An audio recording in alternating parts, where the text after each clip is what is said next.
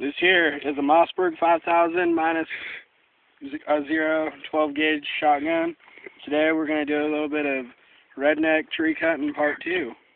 And today we're using a 12 gauge 9-shot bullet. So let's see what happens when we test this tree against our 12 gauge.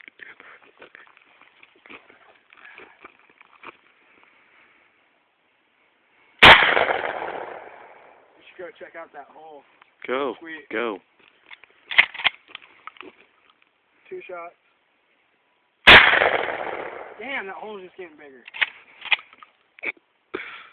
No, go check out that hole real quick. That looks sweet. Just looks freaking sweet. Alright. Okay, load it. 3rd time's a charm.